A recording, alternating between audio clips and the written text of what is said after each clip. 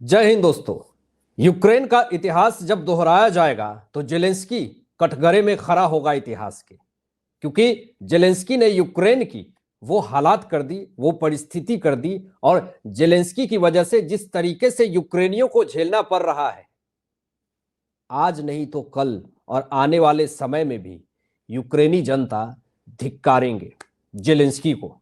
अपने पास जब ताकत नहीं हो, हिम्मत नहीं हो, साधन नहीं हो, शक्ति नहीं हो, औकात नहीं हो, तो अपने से ज्यादा शक्तिशाली और अपने से ज्यादा औकात वाले से कभी भिड़ना नहीं चाहिए।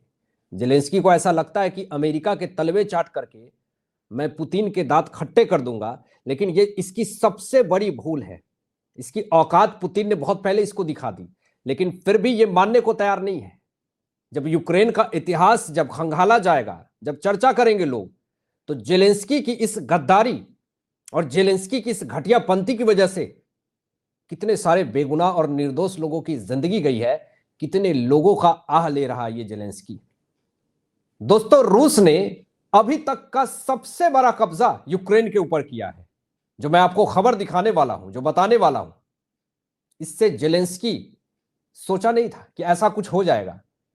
3 साल से रूसी लगे हुए थे और अभी तक का जो सबसे बड़ा कब्जा यूक्रेन के ऊपर हुआ है, सोचने के लिए मजबूर हो चुका है जेलेंस्की कि आखिर अब पोलैंड से मदद लूं, नाटो से मदद ले रहा हूं, अमेरिका के तलवे भी चाट रहा हूं, लेकिन दे दनादन रूसी हमले कर रहे हैं और बड़े बड़े हिस्से को कब्जा भी कर रहे हैं। खबर क्या आ रही है जरा देखिए आप, कि रूस ने साफ तौर पे क्लियर कर दिया कि भैया 3 साल से लगा हुआ था। मॉस्को ने अब यूक्रेन के लुहांस्क क्षेत्र पर पूरी तरीके से कब्जा कर लिया है, जिसको अवैध रूप से यूक्रेनी जेलेंस्की ने कब्जा कर रखा था। ये ऑफिशियली क्लियरिफाई कर दिया गया रूस की तरफ से कि भैया लुहांस्क रूस का हिस्सा है। अब जरा लुहांस्क जिस पे कब्जा रूस ने किया, इसके बारे में आपको बता दे रहा हूं ये कितना महत्वपूर्ण लुहांस्क क्षेत्र है। ऐतिहासिक रूप से ये लुहांस्क एक महत्वपूर्ण शहर है जो दोस्तों, जो कि पूर्वी यूक्रेन के डोनबास क्षेत्र में स्थित है। और ये लुहांस्क इसका नाम इसलिए भी पड़ा क्योंकि ये लुहान नदी के किनारे है और 2014 में प्रो रूसी जितने थे उन्होंने लुहांस्क के ऊपर नियंत्रण कर लिया था। ये प्रो रूसी जो कि रूस के समर्थन में काम करते हैं, तो 2014 में लुहांस्क के ऊपर इन्होंने नियंत्रण कर लिया था, लेकिन 2022 में रूस ने इसे अपने में मिला लिया था कि भैया ये लुहांस्क जो है वो रूस का ही हिस्सा है। अभी जो खबर आ रही है, यूक्रेन का ये जो हिस्सा है लुहांस्क, उसको पूरी तरीके से कब्जा कर लिया है रूस ने। आपको यह भी मैं बता दूं कि लुहांस्क में 85% लोग दोस्तों रूसी भाषा बोलते हैं, तो इसीलिए लुहांस्क जो है वो रूस का ही हिस्सा है। इसको अवैध रूप से जेलेंस्की ने घटियापंथी करके इसको अपने में मिलाने की कोशिश करी, साजिश करी, लेकिन इसकी साजिश पूरी तरीके से नाकामयाब हो गई। लुहांस्क कोयला, लोहा और मशीन निर्माण को लेकर के बड़ा औद्योगिक केंद्र रहा है और लुहांस्क अभी तक का सबसे बड़ा कब्जा, यूक्रेन का सबसे बड़ा कब्जा लुहांस्क माना जा रहा रूसी की तरफ से। और इस क्षेत्र के कब्जा के बाद से जेलेंस्की अब जा रहा अमेरिका से मिलने, जर्मनी से मिलने, पोलैंड में जाकर के इसने वार्ता करी और तेजी से रूसी जो है वो घुस रहे हैं यूक्रेन के अंदर। लाखों की संख्या में रूसी सैनिक घुस रहे हैं। और मैं आपको बता दूं कि यहां पे साफ तौर पे स्टेटमेंट आता है पूर्वी यूक्रेन के लुहांस्क क्षेत्र के रूस द्वारा जो नियुक्त किए गए गवर्नर लियोनिद पासेचनिक ने कहा साफ तौर पे कि रूसी सैनिकों ने अब पूरे क्षेत्र पर नियंत्रण कर लिया है पूर्ण तरीके से। यानी इसमें किसी भी तरीके का कोई भी किंतु परंतु नहीं है भैया कि लुहांस्क जो है वो यूक्रेन का हिस्सा है। लुहांस्क शुरू से ही रूसी का हिस्सा रहा है। वहां के लोग भी रूस को ही अपना सब कुछ मानते हैं, लेकिन अवैध रूप से जेलेंस्की ने वहां पे कब्जा कर रखा था। अब जरा देखें आप, बड़ी खबर जो आ रही है, लुहांस्क 3 साल से ज्यादा चले युद्ध के बाद रूस द्वारा पूरी तरीके से कब्जा कर लिया गया है। ये बड़ी खबर, और पहला यूक्रेनी ये क्षेत्र बन चुका है। ये पहला यूक्रेनी क्षेत्र है दोस्तों, और ऑफिशियली अनाउंसमेंट भी कर दिया गया कि जेलेंस्की अब तुम अपनी औकात में रहो, अब तुम्हें बीच में कूदना नहीं है। तुम्हें जिस चचा के पास जाना है, जिस फूफा के पास जाना है, जा करके मन्नतें मांगो, गुहार लगाओ, नाटो का मेंबर बन जाओ, कुछ नहीं कर पाओगे तुम्हें तुम्हारी औकात बता दी गई है, और अच्छे से बता दी गई है। अब जरा देखें आप कि यहां पे साफ तौर पे व्लादिमीर पुतिन ने ऑफिशियली अनाउंसमेंट कर दिया।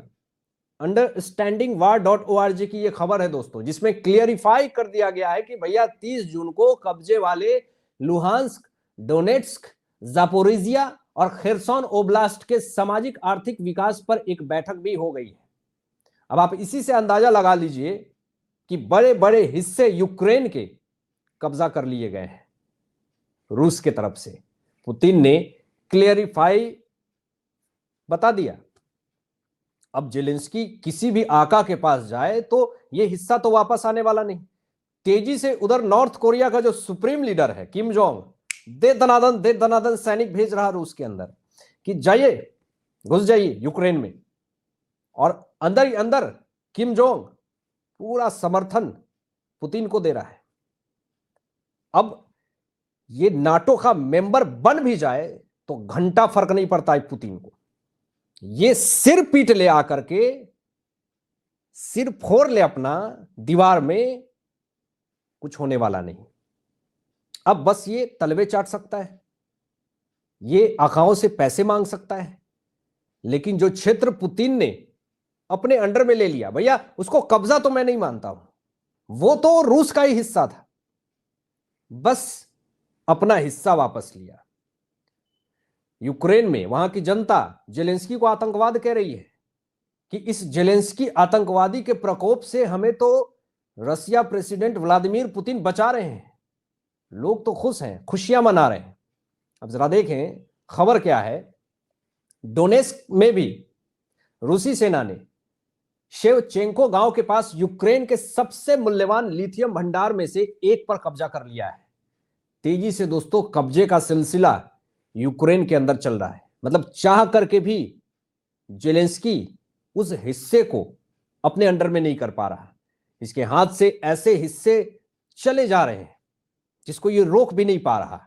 और मैं इसीलिए बात कह रहा हूं कि दोस्तों जेलेंस्की यूक्रेन के इतिहास जब दोहराया जाएगा तो ये कटघरे में खड़ा होगा। देख लीजिएगा, लोग इसको धुतकारेंगे, धिक्कारेंगे, इसके ऊपर थूकेंगे कि तुम्हारी इस घटिया पंथी की वजह से, तुम्हारे अंदर के ईगो के कीड़ा की वजह से ना जाने कितने निर्दोष लोगों की जिंदगी गई है। मैं आपको आगे बताऊंगा। जो बड़ी खबर आई है, जो बड़ा डेटा आया है, फोर्ब्स की ये रिपोर्ट है जो मैं आपको दिखाऊंगा, इसकी घटिया पंथी की वजह से ना जाने कितने सारे मासूम निर्दोष लोगों की जिंदगी चली गई। लेकिन जरा देखिए आप, ये जो खबर आई है, फोर्ब्स की ये खबर है दोस्तों, जिसमें कि एक रिपोर्ट जारी किया जाता है, और इस रिपोर्ट को जारी करने के बाद बताया गया कि जेलेंस्की की घटियापंथी की वजह से यूक्रेन में कितने सारे लोगों की जिंदगी तबाह हो गई। अब जरा देखें यह रिपोर्ट क्या कहती है। संयुक्त राष्ट्र ने यूक्रेन में नागरिक हताहतों की संख्या में तीव्र वृद्धि का सूचना दे दिया है। दोस्तों दिसंबर 2024 से शुरू होने वाली ये 6 महीने की रिपोर्ट है, जिसमें साफ तौर पे बताया गया कि ये जो मौत का जो आंकड़ा है उसमें 6 महीने में 37% की वृद्धि हुई है, और कम से कम 968 नागरिकों की जिंदगी खत्म होने की बात है, और 4800 से अधिक घायल हुए हैं। इसलिए मैं ये बात कह रहा हूं कि यूक्रेन का जब इतिहास दोहराया जाएगा तो जेलेंस्की कटघरे में खड़ा होगा इतिहास की। हालांकि आपकी क्या राय इन तमाम विषयों पे अपनी विचार व्यक्त कीजिएगा, और मिलते हैं लेटेस्ट ब्रेकिंग न्यूज के साथ। तब तक अपना ध्यान रखें, ख्याल रखें। सत्यमेव जयते। जय हिंद।